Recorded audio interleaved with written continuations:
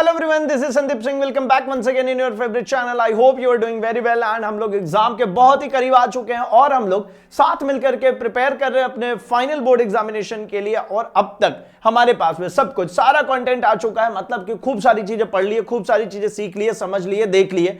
अब हमें फाइनली चाहिए वो कंटेंट जो कि हम एग्जाम में जाकर के बैठ के लिखने वाले हैं। मतलब हमें चाहिए एक ऐसा कंटेंट जो कि क्रिस्प हो, कंप्लीट इंफॉर्मेशन के साथ में हो और ऐसा हो जिससे कि हमारे मार्क्स सबसे बेहतरीन आए। ऑब्वियसली बातें देखो यार, आंसर सीट अगर पड़ोसी से ना अलग दिखेगा, बेहतरीन दिखेगा, तो हमारे मार्क्स ऑब्वियसली बात है बहुत अच्छे आने वाले हैं। तो इसी के लिए मैं लेकर के आऊं आप सभी के लिए हैंड रिटन नोट्स, और हैंड रिटन नोट्स का एक बार स्वरूप देख लेते हैं, एक बार समझ लेते हैं, सीख लेते हैं जरा इस हैंड रिटन नोट्स के जरिए कि कैसे हेल्प करने वाली है आपके फाइनल एग्जामिनेशन में। तो फटाफट देखते हैं, एक बार हम चैप्टर को रिवाइज भी करते हैं बहुत ही कम समय में, और उसके साथ साथ में इस सेशन का पीडीएफ नोट्स आप वीडियो के डिस्क्रिप्शन बॉक्स में दिए गए लिंक से ज्वाइन करके आप डाउनलोड कर सकते हैं। एंड ये हैंड रिटन नोट्स आपको कंप्लीटली हेल्प करने वाली है आपके फाइनल एग्जामिनेशन के आंसर राइटिंग में। ऑलराइट, तो फटाफट से भाई है ना डिस्क्रिप्शन में जाकर के लिंक देख सकते हैं। इसके साथ साथ मैं आप सभी को बता दूं कि हमारे लिए ना, मतलब क्लास 10th इंग्लिश के लिए अब एक व्हाट्सएप चैनल भी अवेलेबल है। मतलब Vedantu 9th and 10th channel अब आपके और ज्यादा करीब आ चुकी है। इसका मतलब सिंपल सॉर्टेड है कि भाई यहां पर आपका पूरा कोर्स कंटेंट तो मिलेगा ही मिलेगा, उसके साथ साथ में आपके लिए यहां पर ये एक वन स्टॉप सॉल्यूशन है जहां पर आपके जितनी भी है ना उलझने है ना वो सब कुछ दूर हो जाएगी। मतलब कि यहां पर आपको एकेडमिक वीडियोस तो मिलेंगे, उसके साथ साथ में गाइडेंस वीडियोस भी मिलेंगे जिसके जरिए आप बेहतर मार्क्स पा सकते हो। एंड उसके साथ साथ सिंपल सॉर्टेड मतलब मुश्किल टॉपिक्स को बनाए आसान, कॉन्फिडेंस बढ़ाए और सक्सेस के लिए तैयार हो जाइए। इसी के लिए है ये हमारा व्हाट्सएप चैनल। तो भाई अभी तक अगर आपने ज्वाइन नहीं किया है तो फटाफट से व्हाट्सएप चैनल को ज्वाइन कर लो, इसके लिंक भी वीडियो के डिस्क्रिप्शन बॉक्स में अवेलेबल है। आते हम जरा हमारे नोट्स की तरफ। तो बेटा जी आज के लिए मैं आपके लिए लेकर के आया हूं इलेक्ट्रिसिटी चैप्टर। जी हां, इलेक्ट्रिसिटी चैप्टर के हम लोग आज बात करने वाले हैं, समझने वाले हैं, सीखने वाले हैं। इस चैप्टर को एक बार फटाफट रिवाइज करने वाले हैं इस नोट्स के जरिए कि भाई ये कैसे हेल्पफुल होने वाली है हमारी एग्जाम टाइम में। तो देखो इलेक्ट्रिसिटी चैप्टर, जैसा कि हमको पता है कि इलेक्ट्रिसिटी वर्ड जो है ये बेसिकली चार्ज से आया हमारे पास में, मतलब it's a behaviour of charge. और कौन सी बिहेवियर? तो it's a dynamic behaviour of charge. मतलब चार्जेस जब मोशन में होता है तो time rate of flow of charge के कारण जो मुझे मिलेगा उसी को हम कहते हैं इलेक्ट्रिक करंट। और ये पूरी कंडीशंस, पूरी फिनोमिना जिस सर्किटरी के थ्रू ये हो रही है, जहां पे करंट बह रहा है, ये सब कुछ मिलाकर के होता है हमारा इलेक्ट्रिसिटी। तो देखो कितनी सिंप्लीफाइड वे में हमारे पास में नोट्स में अवेलेबल है। हम बात करेंगे सबसे पहले इलेक्ट्रिसिटी में किसकी? चार्ज की, क्योंकि मैंने बोला ये बिहेवियर ऑफ चार्ज है। तो सबसे पहले आपको चार्ज के लिए मिल जाएगा कि इट इज द डेफिशिएंसी और excess of electrons on a body, it is a scalar quantity and measured in coulomb. दो तरीके से आप इसको एक्सप्रेस करते हो, पॉजिटिव चार्जेस और नेगेटिव चार्जेस। ऑब्वियसली बात है एक सिंपल सॉर्टेड सी, अगर किसी बॉडी से आपने कोई चार्ज मतलब कोई इलेक्ट्रॉन ले लिया तो वो बॉडी पॉजिटिवली चार्ज होगी, और जिस बॉडी पे वो इलेक्ट्रॉन गया था वो बॉडी नेगेटिवली चार्ज हो जाएगी। ऑलराइट, ये फ्रिक्शन से भी प्रोड्यूस की जा सकती है। मतलब जब दो बॉडी को अगर रगड़ा जाता है तब भी वहां पर ये चार्जेस का ट्रांसफर होता है। जो लूजली कपल्ड इलेक्ट्रॉन्स होते हैं वो ट्रांसफर हो जाते हैं, जिसके कारण वो बॉडी चार्ज हो जाती है। ऑलराइट, इसके बाद में चार्ज की कुछ बेसिक प्रॉपर्टीज हैं, जैसे कि चार्जेस जो लाइक चार्जेस होते हैं वो हमेशा रिपल करेंगे, अनलाइक चार्जेस अट्रैक्ट करेंगे। मतलब पॉजिटिव पॉजिटिव रिपल करेंगे, पॉजिटिव नेगेटिव अट्रैक्ट करेंगे। और एक इलेक्ट्रॉनिक चार्ज की वैल्यू जो है वो भी फिक्स है, 1.6 into 10 to the power -19 coulomb. अब अगर वो प्रोटॉन के लिए काउंट कर, मतलब अगर आप पॉजिटिवली काउंट करोगे तो आप positive of 1.6 into 10 to the power -19, और अगर इलेक्ट्रॉन के लिए काउंट करो नेगेटिव चार्ज, मतलब negative of 1.6 into 10 to the power -19 coulomb charge होता है। राइट, चलो अगर ये चार्जेस रेस्ट में रखे गए तो उससे हमको स्टैटिक बिहेवियर मिलता है, मतलब ये दूसरे चार्जेस के ऊपर फोर्स लगा सकता है। और ये अगर चल के जाएगा मतलब करंट पास होने वाला है, मतलब स्टैटिक। और इसके बाद में हम क्या बात कर ले रहे हैं? करंट। मतलब मेरा ये कहना है सिंपल सॉर्टेड कि भैया या तो वो रुका होगा या चल रहा होगा। रुका होगा मतलब स्टैटिक बिहेवियर, चल रहा होगा मतलब इलेक्ट्रिक करंट। इलेक्ट्रिक करंट की डेफिनेशन हमको पता है भाई क्या होती है? इट्स अ Q अपॉन में T, it's a time rate of charge, है ना। तो हमें इलेक्ट्रिक करंट भी यहां पर देखने को मिलेगा। उसके साथ साथ अब ये कंडक्शन कहां पर हो, तो तीन चीजें समझ लो बेटा फटाफट से कि ऐसे मटेरियल्स जिनके पास में इलेक्ट्रॉन एक्सेस अमाउंट में अवेलेबल होंगे वो कंडक्टर्स हैं। ऐसे जिनके पास में इलेक्ट्रॉन्स की डिफिशियंसी होगी वो हमारे इंसुलेटर है। तो कंडक्टर कौन? जितने मेटल्स है वो सब कंडक्टर है, ठीक है ना। ठीक है, चलो तो इनके बारे में देखो बकायदा आपके लिए डेफिनेशंस अवेलेबल है, कंडक्टर्स के लिए, आपको इसके साथ साथ में इंसुलेटर्स के लिए। And one more important thing that is resistor, मतलब the substance, these are the substance which have comparatively high electrical resistance than the conductors and hence do not allow the electric then conductors and hence do not allow the electric current to pass through them freely. Example alloys जैसे निकल हो गया, magnesium हो गया, nichrome हो गया, ठीक है, तो ये उतना ज्यादा करंट को पास होने नहीं देते, ठीक है। अब इनका यूज कहां करते हैं, तो अलग अलग रेजिस्टेंसेस का यूज अलग अलग तरीके से होगा, ठीक है ना। जैसे टंगस्टन है, उसका यूज होता है बल्ब के फिलामेंट बनाने में। बल्ब का जो फिलामेंट बनता है, वो जो पीले कलर का जलता है, वो क्या है भाई, टंगस्टन मटेरियल है, ठीक है। तो एक तरीके का रेजिस्टेंस है, वो करंट को पास होने से रोकता है। इसका मतलब वो क्या करता है, इलेक्ट्रिकल एनर्जी को लाइट एनर्जी में कन्वर्ट करता है। तो ये नोट्स आपके लिए यहां पर अवेलेबल है। इसके साथ साथ में कुछ बेसिक कंपोनेंट्स जिनके सिंबल्स अब तक आपको खैर याद हो चुके होंगे, बट स्टिल, जैसे इलेक्ट्रिक सेल, ये पॉजिटिव और ये नेगेटिव टर्मिनल के साथ। अगर बैटरी की बात करोगे तो मल्टीपल नंबर ऑफ सेल्स। अगर आप प्लग स्विच की बात करोगे, प्लग है ना, मतलब ओपन या क्लोज करने की, तो ये ओपन है और ये क्लोज है, ठीक है। इसके साथ साथ वायर का जॉइंट, जहां पे वायर कनेक्ट होगा, वो वायर जो है ना, ये क्रॉस करेगा बिना ज्वाइन किए। मतलब एक वायर ऐसा जा रहा है, एक वायर ये ऊपर है। अब इसको अगर ऐसा देख रहे हो तो आपको दोनों के बीच में गैप दिख रहा है, लेकिन जब ऐसा देखोगे तो इनके बीच में कोई गैप नहीं दिख रहा है। तो इसको डिजाइन करने के लिए क्रॉसओवर बनाते हैं, ठीक है। इसके साथ साथ में this is the symbol of bulb. ये हमारा रेजिस्टेंस है, फिक्स रेजिस्टेंस। ये हमारा वेरिएबल रेजिस्टेंस, जिसको रियोस्टैट भी कहते हैं, ठीक है। अब इसी तरीके से हमारे पास आता है अगला एक टर्म, पोटेंशियल डिफरेंस का। अब पोटेंशियल क्या भाई, तो it's a work done in bringing a charge from infinity to a particular point. मतलब हमारे पास में दो चीजें मिली थी। एक तो हमारे पास में ये था I equals to Q upon में T, जिसकी यूनिट हम लोगों ने क्या बताया भैया, तो इसकी यूनिट है एम्पियर।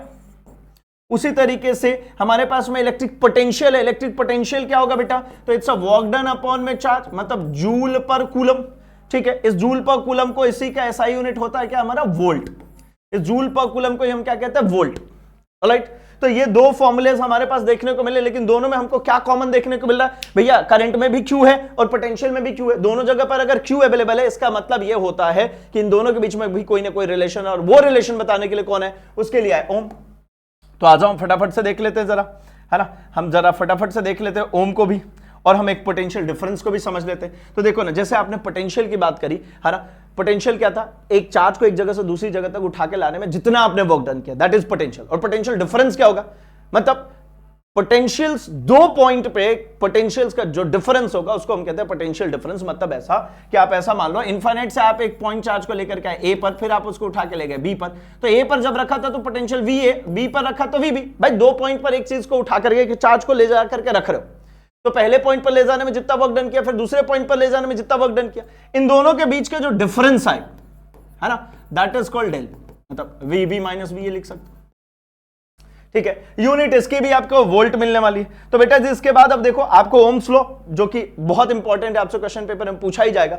ओम्स लॉ की जब बात करते हैं तो भैया विद सर्किट डायग्राम आपको यहां पर ओम्स लॉ भी देखने को मिलेगा, ठीक है ना, विद सर्किट डायग्राम। ये देखो, ये आपको यहां पर ओम्स लॉ, और ओम्स लॉ में, है ना, मतलब इसका पूरा एक्सपेरिमेंटल वेरिफिकेशन भी यहां पर गिवन है, ठीक है। ओम्स लॉ के एक्सपेरिमेंटल पूरा वेरिफिकेशन भी गिवन है। ये भाई V इक्वल्स टू IR, ठीक है, ओम्स लॉ, ये रही उसकी सर्किट। इसके बाद में, है ना, जो लैब में आपने परफॉर्म किया होगा, ठीक है, उसके लिए भी पूरा गिवन है, सब कुछ बकायदा। इसके बाद में जब लैब में आप परफॉर्म करते हो ना, तो आप एमीटर और वोल्टमीटर के रीडिंग्स निकालते हो, जिसकी वजह से आप क्या निकाल करके ले आते हो, एक ग्राफ प्लॉट करते हो। ये रहा आपका VI कैरेक्टरिस्टिक्स, VI ग्राफ, है ना। अब इसके बाद में बेटा जी, है ना, टर्म इंट्रोड्यूस होता है, यू नो, कि यहां पे रेजिस्टेंस का। अब यहां से स्टार्ट हो जाएगी आपकी कहानी। रेजिस्टेंस मतलब रेजिस्टेंस इज इक्वल्स टू क्या होगा, V अपॉन में I, इलेक्ट्रिक पोटेंशियल अपॉन में electric current.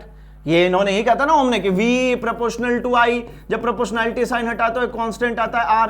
R is a resistance basically. इसकी यूनिट क्या है बेटा, इसकी यूनिट है ओम, ठीक है। अब यहां पर एक और इंपॉर्टेंट चीज है, 1 ओम की डेफिनेशन पूछ ली जाती है। अब 1 ओम की अगर आपसे डेफिनेशन पूछी जा रही है, इसका मतलब क्या है कि देखो, ये जो हमको मिला था resistance is equals to V upon में I, अगर यहां पे 1 वोल्ट अपॉन में 1 एम्पियर लिखूं तो इसी को हम कहते हैं क्या, 1 ओम।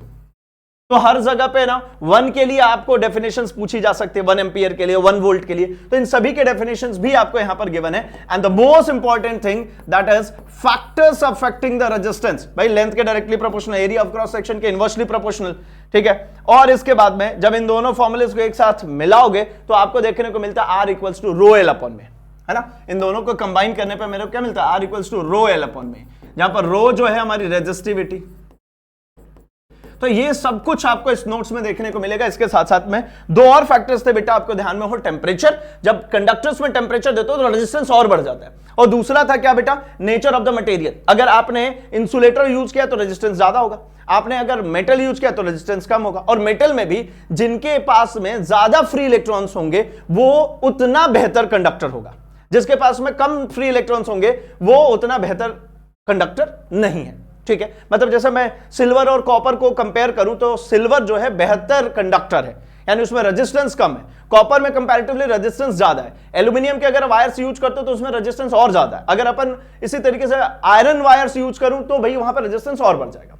ऑलराइट, तो चलो ये हो गया बेटा वी, है ना, यहां से आपको इसके डिपेंडेंसीज की पता चल गई, किस पे डिपेंड करता है। तो R इक्वल्स टू ये इंटीग्रेशन नहीं है, ये रो एल अपॉन में है। ठीक है ना, चलो तो ये रो एल अपॉन में ए आपको देखने को मिला। अब यहां से एक और इंपॉर्टेंट सी चीज आ रही है, कौन बेटा, ये खुद रो, ये जो रो है ना ये भी इंपॉर्टेंट है।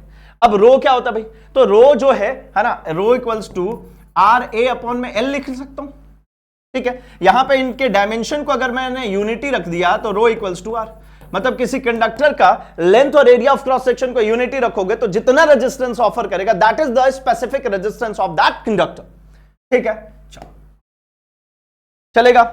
अब इसकी यूनिट इंपॉर्टेंट है बेटा, इसकी यूनिट क्या होती है, ओम मीटर। इसको है ना जितना इंपॉर्टेंट मार्क कर सकते हो मार्क कर लो भैया, ये बहुत बहुत ज्यादा इंपॉर्टेंट है। ये रो है ना, ये बहुत इंपॉर्टेंट, ये पेपर में मिलेगा ही मिलेगा आपको, कैसे मिले, ओम मीटर। ठीक, अब इसके बाद में रेजिस्टेंसेस के कॉम्बिनेशंस की बारी आती है कि रेजिस्टेंसेस को हम दो तरीके से कंबाइन कर सकते हैं, मतलब या तो R1 R2 R3 सीरीज में, या फिर हम रेजिस्टेंसेस को किस में रख सकते हैं बेटा, पैरेलल कंडीशन में। और सीरीज और पैरेलल के हमारे पास में दोनों की डेफिनेशंस और उसके साथ साथ में डेरिवेशंस भी अवेलेबल है। ठीक है, पैरेलल में हमको दो बातें और सीरीज में याद रखनी है क्या भाई, तो हम लोगों ने एक पॉइंट याद रखा है SSC और हमने एक पॉइंट याद रखा है PPS, याद आ रहा है। एसएससी में हम लोग कहते हैं सीरीज में करंट सेम होता है, सीरीज सेम करंट, पीपीएस में पैरेलल पोटेंशियल से, पैरेलल में पोटेंशियल सेम होता है और सीरीज में जो होता है वो क्या होता है, करंट सेम होता है। राइट, पैरेलल में क्या सेम है बेटा, पोटेंशियल, और सीरीज में क्या सेम है, सीरीज में हमारा सेम होता है वो है करंट। ठीक है, आते हैं हम आगे की तरफ। इन दोनों के डेरिवेशंस भी अवेलेबल है ना, इन दोनों के डेरिवेशंस भी अवेलेबल है। इसके बाद में आती है बेटा जी, है ना, थोड़ी सी कहानी इलेक्ट्रिक पावर की तरफ। तो इलेक्ट्रिक पावर क्या होता है, तो हमने कहा सोसाइटी में हमारे पावरफुल लोग जो होते हैं ना, वीआईपी लोग होते हैं, मतलब VI इक्वल्स टू P, यानी इलेक्ट्रिक करंट और इलेक्ट्रिक पोटेंशियल का जो प्रोडक्ट है उसी को हम कहते हैं इलेक्ट्रिक पावर। इलेक्ट्रिक पावर के लिए भी आपको यहां पर डेरिवेशंस अवेलेबल है। अच्छा, ये सबकी क्लासेस हम ऑलरेडी कवर कर चुके हैं, मतलब सब कुछ हम लोग ऑलरेडी पढ़ चुके बेटा। ये उसका शॉर्ट नोट्स है जो कि आपके लिए अभी हम अवेलेबल करा रहे हैं। ऑलराइट, चलो इसके बाद में बेटा है ना, इसी तरीके से एनर्जी के कैलकुलेशन है, जिसमें सबसे इंपॉर्टेंट है आपके एनर्जी कैलकुलेशन में 1 किलोवाट आवर। 1 किलोवाट आवर, इसी को हम कहते हैं क्या, 1 यूनिट, मतलब जो हमारे घर में इलेक्ट्रिसिटी का बिल आता है वो यही है, 1 किलोवाट आवर। ठीक है, अब जरा सुन लो, इलेक्ट्रिक पावर जो है ना उसकी यूनिट वॉट है, लेकिन उस यूनिट से काम चल नहीं पाता, वो काफी छोटी यूनिट है। तो थोड़े बड़े यूनिट्स की तरफ बढ़ते हैं तो वहां पर किलोवाट यूज किया जाता है। तो जैसे 1 यूनिट जो है वो 1 किलोवाट आवर के बराबर होता है। ठीक है, अब ये क्या है भाई, तो भाई किलोवाट आवर क्या है भाई, तो ये एनर्जी कंजम्पशन है, मतलब पावर इंटू टाइम, एनर्जी मतलब पावर इंटू टाइम। और ये एनर्जी हीट के फॉर्म में हमें यहां पर देखने को मिलेगी, जिसमें जूल्स हीटिंग इफेक्ट की सबसे ज्यादा बात होती है। अच्छा, अब इसके बाद हमसे ये क्वेश्चन भी पूछ लिया जाता है, भैया एप्लीकेशन बताओ। तो हीटिंग अप्लायंसेस, ठीक है, जैसे हीटर, ओवन, टेस्टर, गीजर, ठीक है, it use electric bulbs to producing light. सिर्फ जरूरी नहीं है ना क्या हीट एनर्जी ही कैलकुलेट होगी, है ना, इंपॉर्टेंट जरूर है H equals to I square RT, जिसको हम बात करते हैं कि भैया ये जूल्स हीटिंग इफेक्ट है। लेकिन सिर्फ यही नहीं, इसके अलावा भी इंपॉर्टेंस है भाई, है ना, लाइट एनर्जी में भी आप इसको कन्वर्ट करोगे, है ना, इसके अलावा, ठीक है, मतलब इलेक्ट्रिसिटी को देखो यार, साउंड एनर्जी, लाइट एनर्जी, हर तरीके में कन्वर्ट करना पॉसिबल है, इसीलिए हम सबसे प्रेफरेबल एनर्जी यूनिट्स हम इसको लेकर चलते हैं। अब आ जाओ सबसे इंपॉर्टेंट चीज पे आ जाओ भाई, आपको क्या चाहिए, आपको चाहिए ना 1 मार्क क्वेश्चन, आपको चाहिए ना 2 मार्क्स के क्वेश्चन, मतलब इंपॉर्टेंट क्वेश्चंस भी अगर हमें मिल जाए तो क्या बात है, मजा ही आ जाए। तो भैया आपके लिए यहां पर इंपॉर्टेंट क्वेश्चंस भी अवेलेबल है। ठीक है, 1 मार्क क्वेश्चंस भी आपके लिए यहां पर अवेलेबल है, इसी तरीके से आपके लिए यहां पर 2 मार्क्स के क्वेश्चंस भी अवेलेबल है, and in the same way आपके लिए यहां पर 3 मार्क्स के भी क्वेश्चंस अवेलेबल है। मतलब इस चैप्टर का कंप्लीट नोट्स है ये, जिसकी लिंक वीडियो के डिस्क्रिप्शन बॉक्स में है, जल्दी से क्लिक करो और फटाफट से डाउनलोड करो। मैंने आपको ये पूरा ही चैप्टर, मतलब पूरे चैप्टर के अपने ओवरऑल मैंने अभी आपसे डिस्कस कर लिया है। इसके अलावा भी अगर आपको कहीं पे कोई डाउट, कोई परेशानी होती है तो आप बिल्कुल कमेंट सेक्शन में मेंशन कर सकते हो, हम लोग और डिस्कशन उसके ऊपर करेंगे। इसके अलावा मैं आपको बता दूं, आप प्लेलिस्ट एक बार जाकर के चेक कर लो, वहां पर हमने अभी जस्ट कवर अप किया है हमारे क्या मैराथन सीरीज, उसके साथ साथ हम लोगों ने कवर अप किया है हमारे हर चैप्टर के important questions, important numericals, important MCQs. तो एक बार फटाफट से देखो, कंप्लीट करो एंड इसके बाद में साथ मिलकर के बोर्ड में फोड़ते हैं, मचाते हैं इस बार। तो जल्दी से एक बार फटाफट कमेंट सेक्शन में जाओ और बता दो भैया प्रिपरेशन कैसी चल रही है। मिलते हैं हम नेक्स्ट सेशन में, तब तक के लिए अपना और अपने आसपास सबका बहुत सारा ख्याल रखें। Thanks for watching.